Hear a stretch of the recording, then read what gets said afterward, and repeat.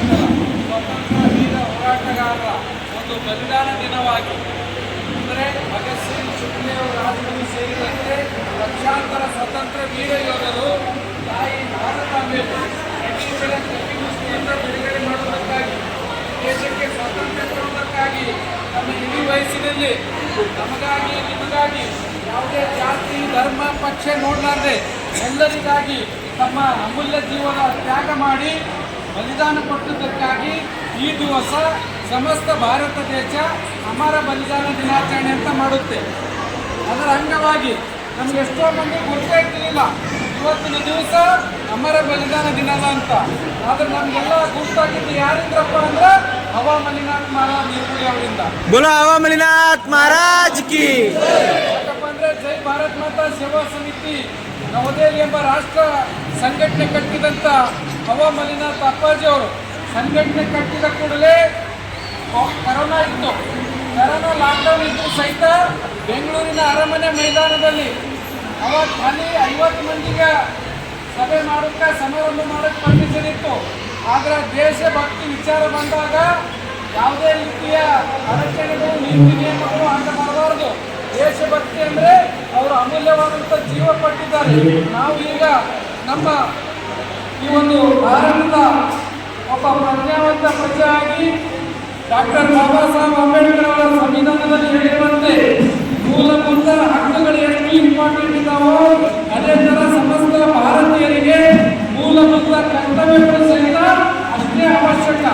ಯಾರು ನಿಜವಾಗಿ ಸಂವಿಧಾನಕ್ಕೆ ಗೌರವ ಕೊಡ್ತಾರೋ ಅವರು ನಿಜವಾಗಿ ಮೂಲಭೂತ ಕರ್ತವ್ಯಗಳ ಪಾಲನೆ ಮಾಡುವಂತ ಹೇಳಿದ್ದಾರೆ. ಆ ನಿಟ್ಟಿನಲ್ಲಿ ಮೂಲಭೂತ ಕರ್ತವ್ಯ ಚಾಚು ತಪ್ಪದೆ ಪಾಲಿಸ್ತಾ ಇರೋರು ಯಾರಪ್ಪ ಅಂದ್ರೆ ಹವಾ ಮಲಿನಾಥ್ ಅಪ್ಪಾಜಿ ಅವರು. ಯಾಕಪ್ಪ ಅಂದ್ರೆ ಈ ಮೂಲಭೂತ ಕರ್ತವ್ಯ ಏನಂದ್ರೆ ಸಮಸ್ತ ಭಾರತ ದೇಶದ ಪ್ರಜೆಗಳು ಸ್ವತಂತ್ರ ಭಾರತದಲ್ಲಿದ್ದಂಥ ನಾವು ನೀವೆಲ್ಲರೂ ಕೂಡ ಈ ದೇಶದ ಸ್ವಾತಂತ್ರ್ಯಕ್ಕಾಗಿ ತ್ಯಾಗ ಬಲಿದಾನ ನೀಡಿದ ವೀರ ಯೋಧರನ್ನು ಕೇವಲ ಅವರ ಜಾತಿ ಧರ್ಮಕ್ಕೆ ಸೀಮಿತ ಮಾಡದೆ ಅವರನ್ನು ರಾಷ್ಟ್ರೀಯ ನಾಯಕರೆಂದು ಮತ್ತು ಈ ದೇಶದ ದೊಡ್ಡ ಆಸ್ತಿ ಎಂದು ಭಾವಿಸಿ ನಾವೆಲ್ಲರೂ ಅವರ ಪುಣ್ಯ ಸ್ಮರಣೆ ದಿನದಂದು, ಜಯಂತಿ ದಿನದಂದು ಚಾಚು ತಪ್ಪದೆ ಅವರಿಗೆ ಗೌರವ ನೀಡಬೇಕಂತ ಸಂವಿಧಾನ ಹೇಳುತ್ತೆ. ಆ ನಿಟ್ಟಿನಲ್ಲಿ ಜೈ ಭಾರತ್ ಮಾತಾ ಸೇವಾ ಸಮಿತಿ ಬೆಂಗಳೂರಿನಲ್ಲಿ, ಪಂಜಾಬ್ನಲ್ಲಿ, ರಾಷ್ಟ್ರ ರಾಜಧಾನಿ ನವದೆಹಲಿಯ ತಾಲ್ಕಟೋರ ಇಂಡೋರ್ ಸ್ಟೇಡಿಯಂನಲ್ಲಿ ಹವಾ ಮಲಿನಾಥರ ನೇತೃತ್ವದಲ್ಲಿ ಸಹಸ್ರಾರು ದೇಶ ಬಾಂಧವರೊಂದಿಗೆ ನಮ್ಮ ಅಕ್ಕಲಕೋಟೆ ಆಗಿರ್ಬೋದು, ಸೋಲಾಪುರ್, ಕಲಬುರಗಿ, ಬೀದರ್, ರಾಯಚೂರು, ಯಾದಗಿರಿ, ತೆಲಂಗಾಣ, ಆಂಧ್ರ ಈ ಎಲ್ಲ ಕಡೆಯಿಂದ ಜೈ ಭಾರತ್ ಮಾತಾ ಸೇವಾ ಸಮಿತಿಯ ಸಹಸ್ರಾರು ದೇಶ ಬಾಂಧವರು, ವಿಶೇಷವಾಗಿ ತಾಯಂದಿರು, ಹಿರಿಯರು ಕೂಡ ಪೂಜ್ಯರ ನೇತೃತ್ವದಲ್ಲಿ ಸುಮಾರು 4-5 ಕಿಲೋಮೀಟರ್ ಯಾತ್ರೆ ಮಾಡೋದ್ರ ಮೂಲಕ ಅಮರ ಬಲಿದಾನ ದಿನ ಮಾಡಿ ಅಲ್ಲಿ ಭಗತ್ ಸಿಂಗ್, ಸುಖದೇವ್, ರಾಜಗುರು, ಕಿತ್ತೂರು ರಾಣಿ ಚೆನ್ನಮ್ಮ, ಸಂಗೊಳ್ಳಿ ರಾಯಣ್ಣ ಸೇರಿದಂತೆ ಹಾಗೂ ಅಶ್ಫಾಕುಲ್ಲಾ ಖಾನ್ ಇವರೆಲ್ಲ ಕುಟುಂಬ ಸದಸ್ಯರನ್ನು ಪೂಜ್ಯರ ನೇತೃತ್ವದಲ್ಲಿ ಆಹ್ವಾನಿಸಿ ದೆಹಲಿಯಲ್ಲಾಗಿರ್ಬೋದು, ಪಂಜಾಬ್ನಲ್ಲಾಗಿರ್ಬೋದು, ಬೆಂಗಳೂರಿನಲ್ಲಾಗಿರ್ಬೋದು ಅವರೆಲ್ಲರಿಗೂ ಕೂಡ ಸಮಿತಿ ವತಿಯಿಂದ ಗೌರವಪೂರ್ವಕವಾಗಿ ಸನ್ಮಾನಿಸಿ ಅವರಿಗೆ ಒಂದು ಪೂಜ್ಯರು ಸಂದೇಶ ನೀಡಿದ್ದಾರೆ. ಏನಪ್ಪ ಅಂದರೆ ನಿಮ್ಮ ಕುಟುಂಬದ ವೀರ ಸ್ವಾತಂತ್ರ್ಯ ಯೋಧರು, ಹೋರಾಟಗಾರರು ಏನು ಈ ದೇಶಕ್ಕಾಗಿ ತ್ಯಾಗ ಬಲಿದಾನ ನೀಡಿದಾರಲ್ಲ ಅದು ಎಂದಿಗೂ ಕೂಡ ಭಾರತ ದೇಶದ 140 ಕೋಟಿ ಭಾರತೀಯರು ಮರೆಯುವುದಿಲ್ಲ, ಅದು ಮರೆಯೋಕ್ಕೆ ಸಾಧ್ಯ ಇಲ್ಲ ಅಂತ ಅಪ್ಪಾಜಿ ಅವರು ಕರೆ ನೀಡಿದ್ದಾರೆ. ಬಂದರು ಬೋಲೋ ಭಾರತ್ ಮಾತಾ ಕಿ. ಆ ನಿಟ್ಟಿನಲ್ಲಿ ಸತತವಾಗಿ ದೇಶ ನಿಮ್ಮ ಒಂದು ಕುಟುಂಬ ಸದಸ್ಯರನ್ನು ಯಾವಾಗಲೂ ಸ್ಮರಿಸುತ್ತೆ, ಗೌರವಿಸುತ್ತೆ.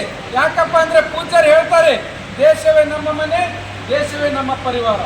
ದೇಶ ಉಳಿದರೆ ನಾವು ನೀವು ನಿಮ್ಮ ಜಾತಿ ಧರ್ಮ ಪಕ್ಷ ಪರಿವಾರ ಉಳಿಯುತ್ತೆ. ದೇಶವೇ ಉಳಿದಿಲ್ಲ ಅಂದ್ರೆ ಯಾವುದಕ್ಕೂ ಉಳಿಗಾಲ ಇಲ್ಲ ಎಂಬ ಒಂದು ದಿವ್ಯ ಸಂಕಲ್ಪ ತೊಟ್ಟು ಅವರು ಜೈ ಭಾರತ್ ಮಾತಾ ಸೇವಾ ಸಮಿತಿ ಕಟ್ಟಿದ್ದಾರೆ. ಅವರೇನ್ರಿ 9 ವರ್ಷಗ ನಿರ್ಗುಡಿ ಬಿಟ್ಟು ಲೋಕ ಸಂಚಾರಕ್ಕಾಗಿ ಭಾರತ ದೇಶಾದ್ಯಂತ ಕಾಲಿಗೆ ಚಕ್ರ ಕಟ್ಕೊಂಡು ಹಗಲು ರಾತ್ರಿ ಅಂದರೆ ತಿರುಗಾಡಿ ಸಾವಿರಾರು ಕಡೆ ಲಿಂಗ ಸ್ಥಾಪನೆ ಮಾಡಿದಾರ, ಆಶ್ರಮಗಳು ಮಾಡಿದಾರ, ಹಿಂಗೆ ಕೋಟ್ಯಾಂತರ ಭಕ್ತರು ಹೊಂದಿದಾರ. ಅವ್ರ ಮನಸ್ಸು ಮಾಡಿದ್ರ ಒಂದು ಯಾವುದೋ ದೊಡ್ಡ ಆಶ್ರಮದಾಗ ಆರಾಮಾಗಿರ್ಬೋದಿತ್ತು.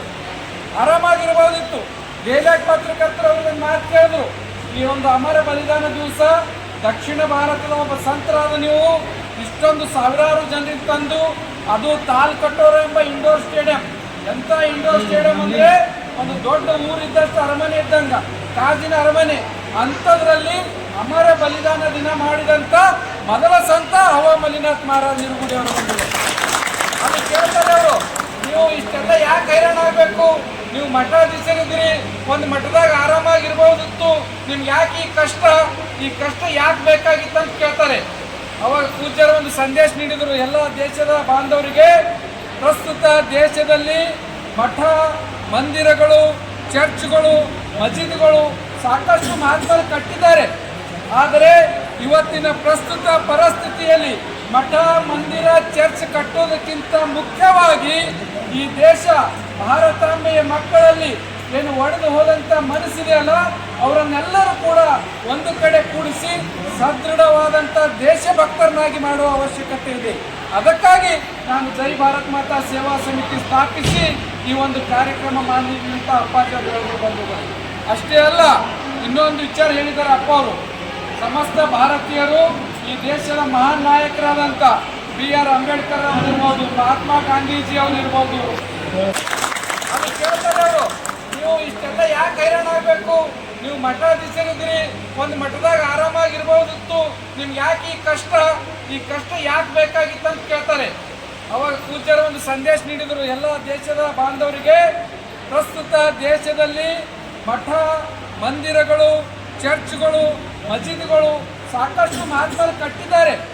ಆದರೆ ಇವತ್ತಿನ ಪ್ರಸ್ತುತ ಪರಿಸ್ಥಿತಿಯಲ್ಲಿ ಮಠ, ಮಂದಿರ, ಚರ್ಚ್ ಕಟ್ಟೋದಕ್ಕಿಂತ ಮುಖ್ಯವಾಗಿ ಈ ದೇಶ ಭಾರತಾಂಬೆಯ ಮಕ್ಕಳಲ್ಲಿ ಏನು ಒಡೆದು ಹೋದಂಥ ಮನಸ್ಸಿದೆಯಲ್ಲ, ಅವರನ್ನೆಲ್ಲರೂ ಕೂಡ ಒಂದು ಕಡೆ ಕೂಡಿಸಿ ಸದೃಢವಾದಂಥ ದೇಶಭಕ್ತರನ್ನಾಗಿ ಮಾಡುವ ಅವಶ್ಯಕತೆ ಇದೆ. ಅದಕ್ಕಾಗಿ ನಾನು ಜೈ ಭಾರತ್ ಮಾತಾ ಸೇವಾ ಸಮಿತಿ ಸ್ಥಾಪಿಸಿ ಈ ಒಂದು ಕಾರ್ಯಕ್ರಮ ಮಾಡಿದಂಥ ಅಪ್ಪಾಜಿಯವರು ಬಂದಿದ್ದಾರೆ. ಅಷ್ಟೇ ಅಲ್ಲ, ಇನ್ನೊಂದು ವಿಚಾರ ಹೇಳಿದ್ದಾರೆ ಅಪ್ಪ ಅವರು. ಸಮಸ್ತ ಭಾರತೀಯರು ಈ ದೇಶದ ಮಹಾನ್ ನಾಯಕರಾದಂಥ BR ಅಂಬೇಡ್ಕರ್ ಅವರಿರ್ಬೋದು, ಮಹಾತ್ಮ ಗಾಂಧೀಜಿ ಅವರಿರ್ಬೋದು, ಸಂಗೊಳ್ಳಿ ರಾಯಣ್ಣ, ಕಿತ್ತೂರಾಣಿ ಚೆನ್ನಮ್ಮ, ಭಗತ್ ಸಿಂಗ್, ಸುಖದೇವ್, ರಾಜ್ಗುರು, ಇವರೆಲ್ಲರನ್ನು ದಯಮಾಡಿ ಯಾರು ಒಂದು ಜಾತಿಗೆ, ಒಂದು ಧರ್ಮಕ್ಕೆ ಸೀಮಿತ ಮಾಡಬೇಡ್ರಿ.